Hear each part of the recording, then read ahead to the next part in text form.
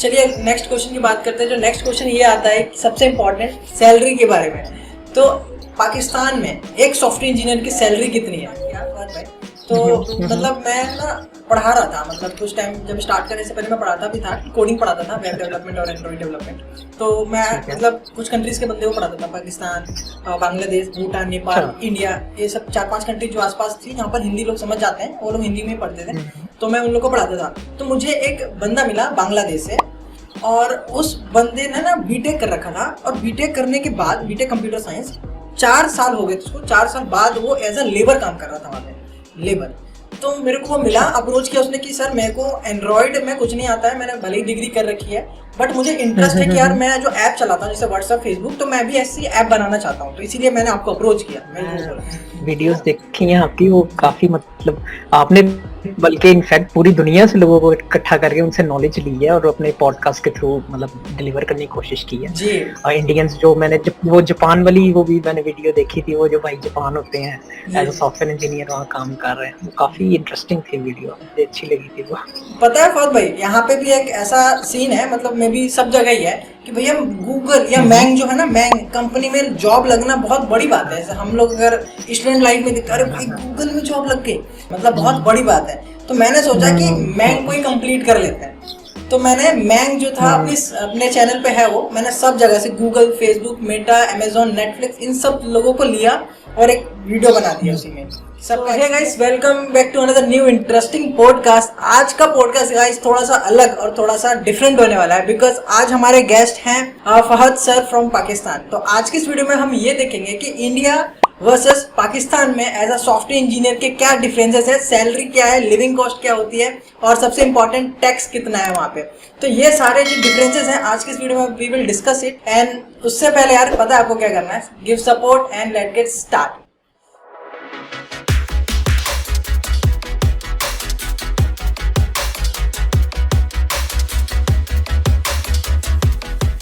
So welcome Fahad bhai, thank you for coming, over to you. Thank you Sameer, काफ़ी अच्छा लगा, काफ़ी अच्छी डिस्कशन होपफुली होगी हमारी और ऑडियंस भी हमारी काफ़ी डिस्कशन को लाइक करेगी।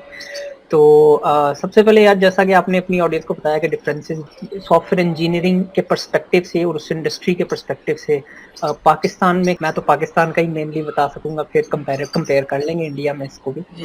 तो सबसे पहले तो यार ये चीज़ कि पाकिस्तान की जो मैंने इंडस्ट्री को जज की है अभी तक थोड़े अपने अरसे में करियर के, वो ये है कि मेनली हमारी जो इंडस्ट्री है वो है services based industry.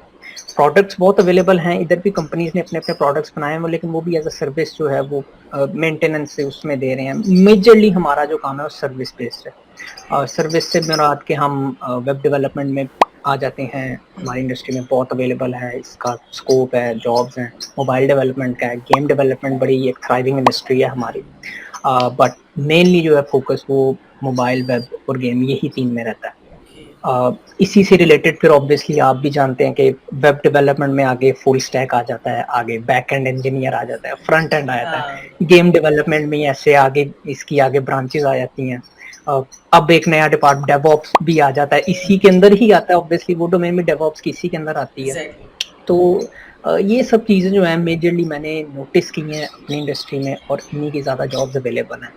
Fresh graduate जब बंदा होता है हमारे इधर, यूनिवर्सिटी से ग्रेजुएट होता है, तो जब as a fresh graduate job निकलती हैं, वैकेंसीज निकलती हैं, मुझे याद है जब मैं फ्रेश ग्रेजुएट हुआ था और मैंने जॉब ली थी, तो मुझे उन्होंने डिसीजन मेकिंग नहीं दी थी कि आपने किस टेक्नोलॉजी में आना है। मुझे जो भी जिस भी कंपनी में मैं गया था, मेरा इंटरव्यू हुआ था, और उस कंपनी में जो चल रहा था मुझे उसी पे ही लगाया गया। तो एज सच वो वेब भी था ऑब्वियसली, क्योंकि ज़्यादा फेमस स्टोरी है वहाँ, तो इसलिए वो फिर वेब में ही मैं आया। और मेरा वहीं से फिर इनिशियली, क्योंकि मुझे वेब से ही बूस्ट मिला, तो मेरा इंटरेस्ट भी उसमें डेवलप होने लग गया। In the middle of my career I got a choice कि मुझे एक दफ़ा मोबाइल एप्लीकेशन वाली साइट पे भी काम करने का मौका मिला था, फ्लटर टेक्नोलॉजी यूज़ करते हुए, बट बाय देन मेरा इंटरेस्ट वेब में काफ़ी ज़्यादा डेवलप हो चुका था, तो मैं फिर अपने आप को उसी पे फोकस रखा। तो at the and I would say कि यार वेब, मोबाइल, इनका काफ़ी स्कोप है पाकिस्तान की इंडस्ट्री में। और बाकी रही मशीन लर्निंग की, डेटा साइंस की, वेब सिक्योरिटी की, जो सिक्योरिटी की पूरी एक डोमेन है, हम जैसे जानते हैं वेब सिक्योरिटी की, और उसकी उसमें फिल वक्त मैंने इतनी जॉब नोटिस नहीं की। अवेलेबल हैं कंपनीज जो कि इस चीज़ में काम करती हैं, लेकिन वही बात है कि उनको एक्सपीरियंस बंदे चाहिए होते हैं। तो वही एक बॉटलनेक है ना, अगर आपको इनिशियली कोई सिखाएगा नहीं तो आपके पास एक्सपीरियंस कैसे आएगा, तो आप उस वाली साइड पे जाएंगे कैसे। तो इसलिए जो बाहर से किसी का एक्सपीरियंस है वो हायर हो सकता है इजीली डाटा साइंस की डोमेन में, इधर डाटा इंजीनियरिंग की डोमेन में, but as a fresh graduate थोड़ा सा रिलेटिवली मुश्किल है वेब और मोबाइल के मुकाबले इधर आना। कूल फहद भाई। और गाइस एक बात बताना चाहूंगा, फहद भाई का भी एक यूट्यूब चैनल है लाइफ ऑफ फहद, डिस्क्रिप्शन में लिंक होगा तो वहाँ पे भी आप जाकर देख सकते हो। और फहद भाई सबसे पहले बात ये करते हैं कि आपका भी एक यूट्यूब चैनल है, मेरा भी एक यूट्यूब चैनल, तो आपने किस पर्सपेक्टिव से अपना यूट्यूब चैनल स्टार्ट किया? यार सही बताऊं, जब मैं ग्रेजुएट हो रहा था ना, जब मैं स्टडी कर रहा था अपने बैचलर्स की, मेरे पास बहुत से टीचर्स थे यूट्यूब के थ्रू जो जिनसे मैं सीखता था, लेकिन मेरे पास इंडस्ट्री का फर्स्ट हैंड नॉलेज कि इंडस्ट्री में ट्रेंड्स क्या क्या हैं, इंडस्ट्री में किस चीज़ पर काम हो रहा है, टेक्नोलॉजी लेटेस्ट क्या चल रही है, उसके बाद इंडस्ट्री में इन होने के लिए अपना कैसी कंपनीज होनी चाहिए, किन कंपनीज की तरफ, मतलब कौन सी अच्छी कंपनीज हैं, कौन सी बुरी कंपनीज हैं, सब चीज़ें इनका कोई नॉलेज नहीं था। और ये मैंने कह लो कि लीप ऑफ फेथ ही लिया था जब मैं अप्लाई करा था। जब ऑब्वियसली हर कोई डेस्परेट होता है उस वक्त, तो बस मैंने कहा यार अब फिर मैं ऑब्वियसली एक इंडस्ट्री में एक मतलब स्टेबल हो गई अब हमारी जॉब, तो फिर मैंने सोचा यार जो चीज़ें मैंने फेस की मे बी यार अपकमिंग जो फ्रेश ग्रेजुएट है उनको भी ये चीज़ें फेस होती हैं। और मैंने अभी अपने चैनल से पहले मैंने नहीं देखा था कोई चैनल जो कि इन चीज़ों पे बात करता था। अगर आप मेरा चैनल भी देखें ना, मेरा कोई ट्यूटोरियल नहीं है किसी भी टेक्नोलॉजी पे, ठीक है, मेरा सारा सिर्फ गाइडेंस का है कि इंडस्ट्री में सर्वाइव कैसे करना, इंडस्ट्री में क्या ट्रेंड बना। तो इन चीज़ों को मैंने सोचा टारगेट करूँ, हैपन्स टू बी कि लोग पसंद कर रहे हैं वीडियोस को और सुन मतलब बहुत ज़्यादा पसंद कर रहे हैं और बहुत जल्दी ज़्यादा पसंद करेंगे डेफिनेटली, क्योंकि आपके गाइडेंस में जो चीज़ें हैं ना वो डेफिनेटली बहुत सच्चाई दिखती है। और अगर मैं अपनी बताऊं कि मैंने क्यों स्टार्ट किया फहद भाई, तो मतलब मैं ना पढ़ा रहा था, मतलब कुछ टाइम जब स्टार्ट करने से पहले मैं पढ़ाता भी था, कोडिंग पढ़ाता था, वेब डेवलपमेंट और एंड्रॉइड डेवलपमेंट। तो मैं मतलब कुछ कंट्रीज के बंदे को पढ़ाता था, पाकिस्तान, बांग्लादेश, भूटान, नेपाल, इंडिया, ये सब 4-5 कंट्री जो आसपास थी जहाँ पर हिंदी लोग समझ जाते हैं, वो लोग हिंदी में पढ़ते थे, तो मैं उन लोग को पढ़ाता था। तो मुझे एक बंदा मिला बांग्लादेश से, और उस बंदे ने ना बीटेक कर रखा था, और बीटेक करने के बाद बीटेक कंप्यूटर साइंस 4 साल हो गए थे उसको, 4 साल बाद वो एज अ लेबर काम कर रहा था वहाँ पे, लेबर। तो मेरे को वो मिला, अप्रोच किया उसने कि सर मेरे को एंड्रॉयड में कुछ नहीं आता है, मैंने भले ही डिग्री कर रखी है, बट मुझे इंटरेस्ट है कि यार मैं जो ऐप चलाता हूँ जैसे व्हाट्सएप, फेसबुक, तो मैं भी ऐसी ऐप बनाना चाहता हूँ, तो इसीलिए मैंने आपको अप्रोच किया, मेरे को वो बोला। तो मैंने उसके बारे में जाना, मैं बोला यार कि बताओ यार, हम बैचलर करके यहाँ पे इतना अच्छा, मैं इंडिया में इतना मतलब सही कर रहा हूँ, सही कमा रहा हूँ, मेरे एज पे बहुत कम लोग इतने पैसे कमाते हैं टू बी ऑनेस्ट, कि यार अगर उस बंदे ने इतना किया हुआ, उसको 4 साल हो गए, तो यार वो बंदा एज अ लेबर काम कर रहा है।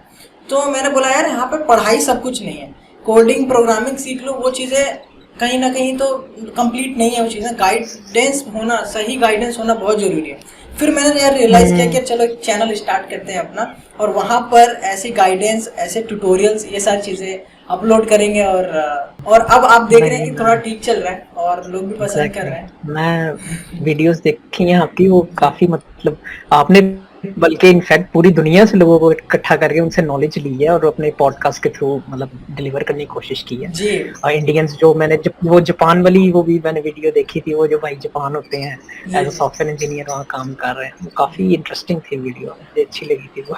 पता है फहद भाई, यहाँ पे भी एक ऐसा सीन है, मतलब मे बी सब जगह ही है, कि भैया गूगल या मैंग जो है ना, मैंग कंपनी में जॉब लगना बहुत बड़ी बात है। जैसे हम लोग अगर स्टूडेंट लाइफ में देखते हैं, अरे भाई गूगल में जॉब लग गई, मतलब बहुत बड़ी बात है। तो मैंने सोचा कि मैंग को ही कंप्लीट कर लेते हैं, तो मैंने मैंग जो था अपने चैनल पे है, वो मैंने सब जगह से Google, Facebook, Meta, Amazon, Netflix, इन सब लोगों को लिया और एक वीडियो बना दिया उसी में, सबका एक्सपीरियंस लेते हैं। और देखो इतनी बड़ी चीज़ भी नहीं है, वो भी एक इंसान है, हम भी एक इंसान है, यहाँ से देखे और फिर उसको क्रैक कर पाए। नहीं वो काफ़ी इंटरेस्टिंग थे, वो नॉलेज था काफ़ी उसमें मिला। सो फहद भाई चलिए आगे बढ़ते हैं, नेक्स्ट क्वेश्चन की तरफ बढ़ते हैं। तो नेक्स्ट क्वेश्चन ये निकल के आता है फहद भाई, जैसे आपने बताया इंडस्ट्री में, तो पाकिस्तान की जो ज़्यादा कंपनीज है वो सर्विस बेस्ड है, और वहाँ पर जो ज़्यादा बूम है मतलब टेक्नोलॉजी में, वो as a developer, web mobile developer, इन सब चीज़ों पे जाता है, राइट। अगर हम इंडिया की बात करें तो इंडिया में आप कह सकते हो कि यहाँ पे तो सर्विस एंड प्रोडक्ट, मैं तो इवन प्रोडक्ट बेस्ड कंपनी में ही हूँ, मेरी तो कंपनी प्रोडक्ट बनाती है, मतलब अपने लिए ही है, उनका खुद का ही प्रोडक्ट है, वो दूसरी कंपनी के लिए नहीं बनाती है। तो प्रोडक्ट बेस्ड और सर्विस बेस्ड है, मतलब आप कह सकते हैं 60% सर्विस है और 40% प्रोडक्ट है।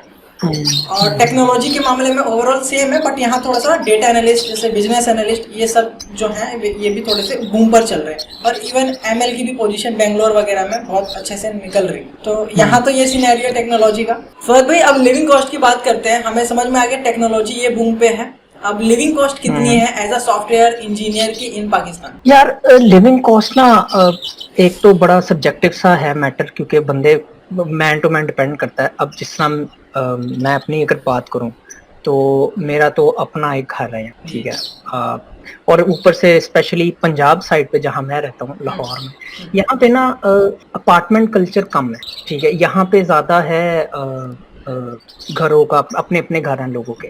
तो अगर तो आप लाहौर जिस सिटी से आप बिलोंग करते हैं उसी में जॉब करते हो, फिर तो आपकी लिविंग कॉस्ट, आपकी जो रेंट है वो तो बच जाएगा, आपकी ट्रैवलिंग कॉस्ट आ जाएगी, ठीक है। ट्रैवलिंग कॉस्ट वो ऑफिस की लोकेशन पे डिपेंड करता है, मैक्सिमम भी अगर दूर हुई, यहाँ से जो सबसे दूर सॉफ्टवेयर हाउस है ना, जो कि एक स्टेबल सॉफ्टवेयर हाउस है, वो कह लो कि मेरे घर से 20-25 किलोमीटर दूर है, वन वे, ठीक है। तो अगर तो और हाँ ज्यादा भी नहीं लेकिन थोड़ा कम भी नहीं, बट पॉइंट इसके वो ऑब्वियसली फिर आपको एक्सपेंसेस में वो कवर भी करते हैं, आप सारा जब भी जॉब लेते हैं वो सब चीज़ें कंसिडर करके ही करते हैं। बट मेरे ऑफिस में कोलीग्स हैं जो कि दूसरे सिटी से आए हैं और जॉब कर रहे हैं, तो मैं उनके हिसाब से थोड़ा कि वो क्या रेंट पे कर रहे हैं, अपनी फैमिलीज के साथ रह रहे हैं, उनकी मतलब वाइफ है, एक आधा उनका बच्चा है, तो उस हिसाब से अगर आप एक अपार्टमेंट या एक पोर्शन ले यहाँ पे बड़ा नॉर्मल सा, तो मे बी 2 बेडरूम होंगे उसमें और इस तरह का, तो कह लो कि 30-35,000 जो है ना पाकिस्तानी रुपीस पर मंथ वो रेंट है उनका।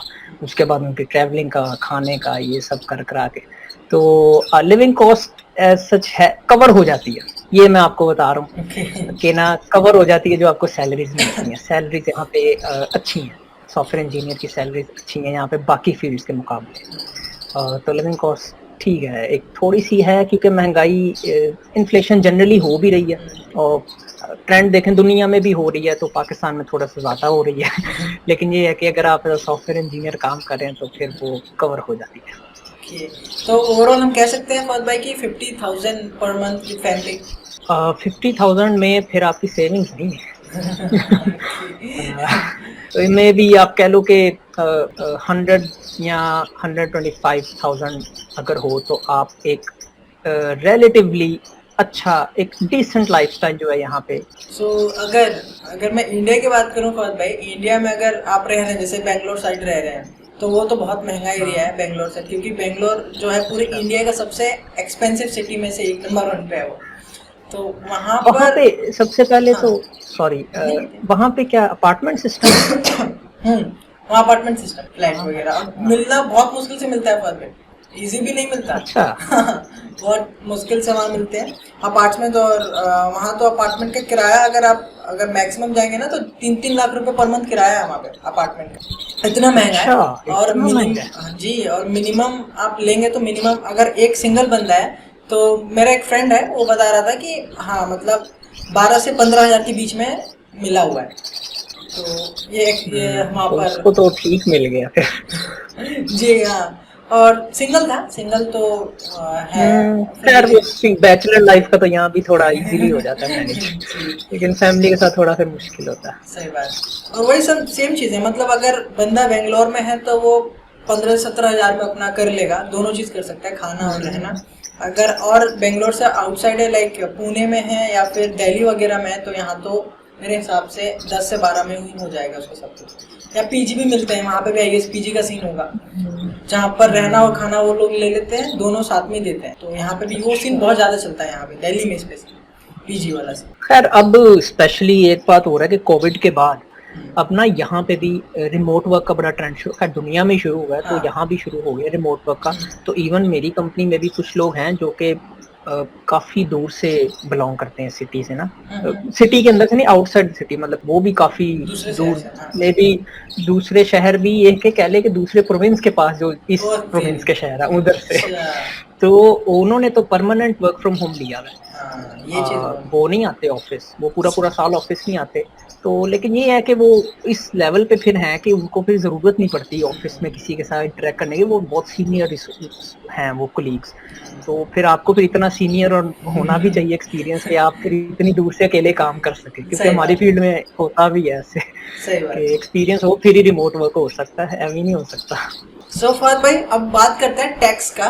तो यहाँ पे टैक्स वहां पर क्या है वो बताइए, फिर मैं बता दूं। यार यहाँ पे ना अभी इन्होंने रिसेंटली रिवाइज किया है टैक्सेशन। पहले तो था 50,000 से अगर आपकी नीचे सैलरी है तो आपके पास जीरो टैक्स था, और 12.5% जो है वो जो सालाना 12 लाख रुपया अगर आपका इंक्रीज हो रहा है तो उस पर 12.5% टैक्स आ रहा है। ठीक है, ज्यादा नहीं है। और इंडिया का अभी भी जो लेटेस्ट वाला है 2023 का, तो यहाँ पर क्या है ना फहद भाई, 7.5 लाख, अगर 7.5 लाख का अगर आपका पैकेज है, सीटीसी है, तो उस पर कोई नहीं टैक्स लगेगा, उसके बाद का टैक्स है। और ये स्लैब्स में है कि वही जैसे सीन होता है, 7.5 से अगर आपके 15 के बीच में है तो लेट से 10%, इधर एग्जैक्टली, फिर उसके बाद जाता है तो वो 20%, फिर 30%, इस तरीके से वो स्लैब्स में डिवाइडेड है। चलिए नेक्स्ट क्वेश्चन की बात करते हैं। जो नेक्स्ट क्वेश्चन ये आता है सबसे इम्पोर्टेंट, सैलरी के बारे में। तो पाकिस्तान में एक सॉफ्टवेयर इंजीनियर की सैलरी कितनी है? तो यार पाकिस्तान में ना बेसिकली कंपनी टू कंपनी भी डिपेंड करता है काफ़ी ज़्यादा कि आपको सैलरी क्या मिलती है। अब इसमें ये है कि जो बड़ी अच्छी स्टेबल कंपनीज है ना वो आपको बहुत अच्छा पैकेज देती हैं फ्रेश ग्रेजुएट। ऑब्वियसली आप डिवाइड कर लें, एक तो फ्रेश ग्रेजुएट की स्लॉट आ गई सैलरी के लिए, ठीक है, और फिर एक कह लें कि 2 ईयर्स से लेके मे बी 5 ईयर्स तक की एक स्लॉट आ गई, और वो फिर उससे 5 ईयर्स ऊपर बोले तो वो फिर सीनियर ही गिने जाते हैं। तो वो तो फिर वो बहुत ही एक ना कोई एक स्पेसिफिक टर्म नहीं उसके लिए हम डिस्क्राइब कर सकते, क्योंकि वो कंपनी टू कंपनी और एक्सपीरियंस टू एक्सपीरियंस डिपेंड करता है कि जिस जॉब पे अप्लाई करते हैं। तो सबसे पहले फ्रेश ग्रेजुएट पे आते हैं। जब मैं आपको अपना बताता हूँ, जब मैं फ्रेश ग्रेजुएट होके फर्स्ट मेरी जॉब लगी थी ना, तो वो मेरी लगी थी 15,000 रुपीज़ पे पाकिस्तानी, और ये बात है 2018 के एंड की, इस तरह के। तो उस पर ऑब्वियसली टैक्स टुक्स नहीं था, तो वो तो मुझे पूरा पूरा कैश ही मिलता था, ठीक है। लेकिन तब से लेके अब तक बहुत बदल चुका है। वो कंपनी भी इतनी कोई बहुत ही अच्छी कंपनी एज सच के बहुत स्टेबल कंपनी नहीं थी, तो बड़ी एक ना इसलिए सैलरी भी कम थी। लेकिन एक अब फ्रेश ग्रेजुएट की एवरेज सैलरी जो हमें देखने को मिलती है यहाँ ट्रेंड नॉर्मली, वो कह लें 50,000 से लेके 100,000 के दरमियान कहीं भी लाई करती है, डिपेंडिंग ऑन द कंपनी। बहुत अच्छी कंपनी है तो may be 100,000 plus per month package हो, ठीक है। और आपके इंटरव्यू पे भी डिपेंड करता है ये चीज़। तो फ्रेश ग्रेजुएट की तो ये स्लॉट चल रही है आजकल, ठीक है। फिर इसके बाद थोड़ा सीनियर पे, इससे ऊपर एक्सपीरियंस पे आते हैं, 2-3 साल का एक्सपीरियंस जिसके पास हो और वो जॉब हंट कर रहा हो मार्केट में, तो anywhere from starting from may be 200,000, और बहुत अच्छी हो, बहुत बड़ा जंप लगे तो 350 के दरमियान, 200 से 350 के दरमियान पर मंथ की बात कर। और फिर उससे ऊपर जैसा कि मैंने कहा कि it really depends on the company और आपके एक्सपीरियंस पे और इस तरह। तो इस तरह आजकल सैलरीज का जो सुनने में आ रहा है वो चल रहा सीन। बाकी बताता तो ऑब्वियसली कोई भी नहीं एग्जैक्ट सैलरी सही बात है। लेकिन ये है कि हम जज ही कर सकते हैं, अंदाजा लग जाता है बंदे को। और वहाँ पे सैलरी का सीन ठीक लग रहा है मुझे, सुनने में बहुत सही है, मतलब अच्छा सैलरी है। इसीलिए मैं ना अपने चैनल पे भी जो वीडियोस में कभी सैलरी की बात करता हूँ ना, तो मैं कहता हूँ यार, क्योंकि अब ऑब्वियसली मेरे और भी रिश्तेदार हैं, मेरे और भी दोस्त हैं जो दूसरी फील्ड्स में हैं।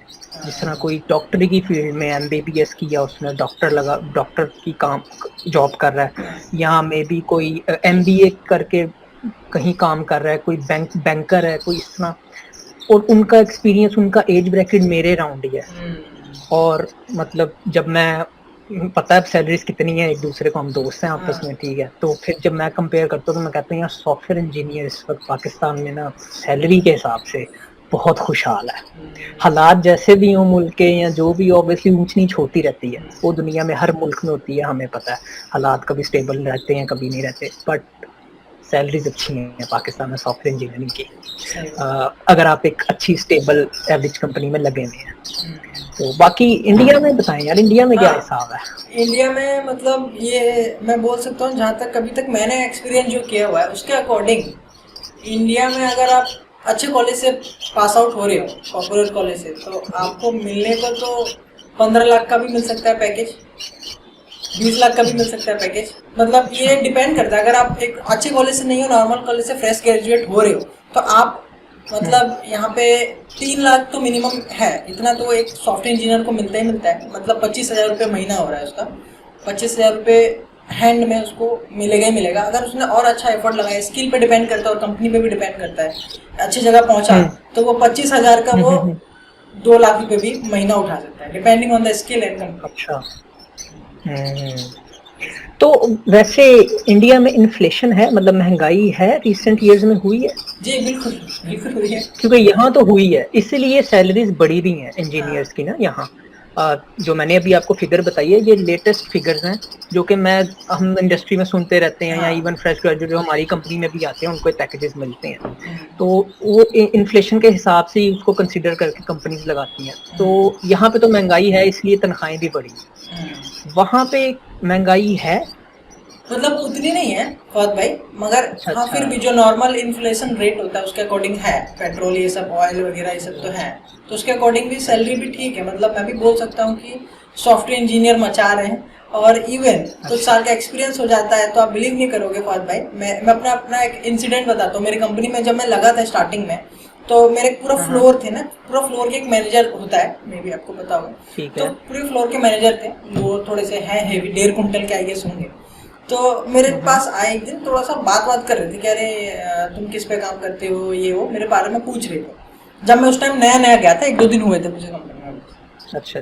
तो मैं उनको अच्छे से बताया, क्योंकि सब वहाँ पर रिस्पेक्ट देते थे। मैं बोला कि हाँ थोड़े सीनियर होंगे तो चलो अच्छे से बात करते हैं, मैंने किया। फिर मुझे मेरे सीनियर ने बताया कि ये यहाँ के फ्लोर मैनेजर है। मैं बोला अच्छा, और मेरे सीनियर से थोड़ी मेरी सही में जमती है, तो मैंने पूछा कि यार कितना मिल रहा हुआ यार इनको, यार हमारी कंपनी कितना दे रही होगी? तो वो बोल रहे थे कि इनका इन हैंड सैलरी नहीं भी होगा तो 7 लाख रुपए ही होगा, 7 लाख जी, 7 लाख पर मंथ। अच्छी और वो 8 या 9 साल से कंपनी में काम कर रहा है। तो बोला यार बहुत सही है, बेकार नहीं है इतना। तो यूएस में मैं जब पॉडकास्ट करता हूँ फहद भाई, तो यूएस में एक बंदा है जो माइक्रोसॉफ्ट में थे, वो बता रहे थे, कह रहे थे कि भाई तुम बिलीव नहीं करोगे, एक सॉफ्टवेयर इंजीनियर यूएस में है और एक सॉफ्टवेयर इंजीनियर बेंगलोर में है।